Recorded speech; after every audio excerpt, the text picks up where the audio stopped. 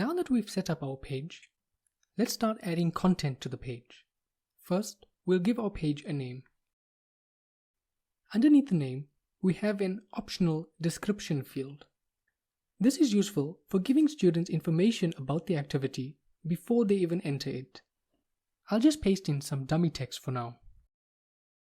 Underneath the description, we have the option to display the description on the course page.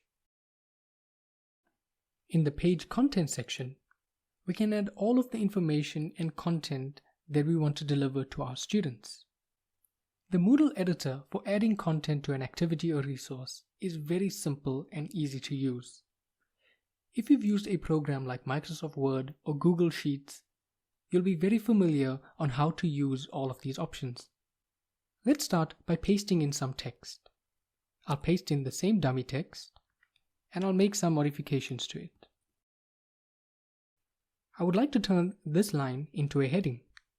To do this, we click on this A icon and select the style of heading you want to use.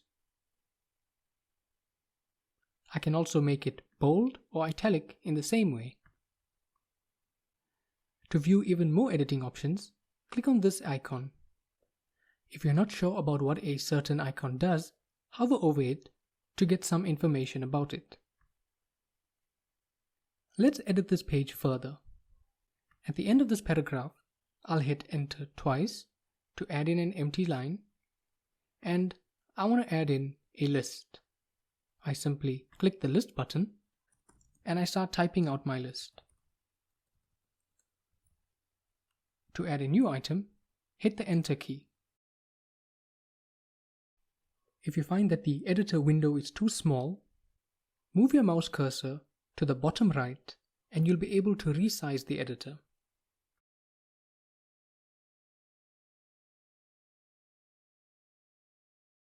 That's much better. Next, let's add a hyperlink to our page. If I hit enter, the editor is going to assume that I want to add another item to this list.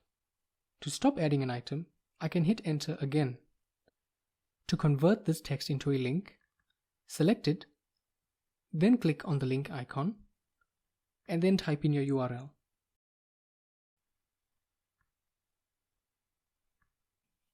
Now let's add an image to our page. Moodle encourages the use of rich multimedia content to deliver lessons to our students.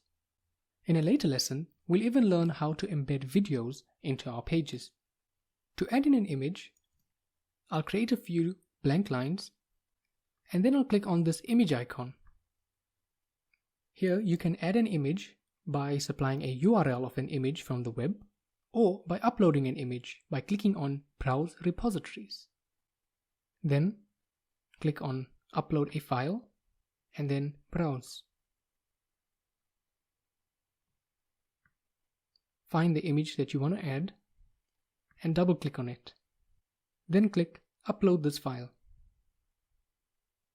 We can see that this image is far too large to add into our page. We can adjust this by changing these values. Make sure you have auto size selected so that the proportions of the image stay intact. I'll add in a new size and then click out of the box. The image will automatically be resized. Give the image a description or check this box that says description not necessary and then click Save Image. And the image will be added to our page. To edit the image, double click on it and make any modification you want. When you're happy, click Save Image. Once we're done adding content to our page, we can preview it by scrolling to the bottom and clicking Save and Display.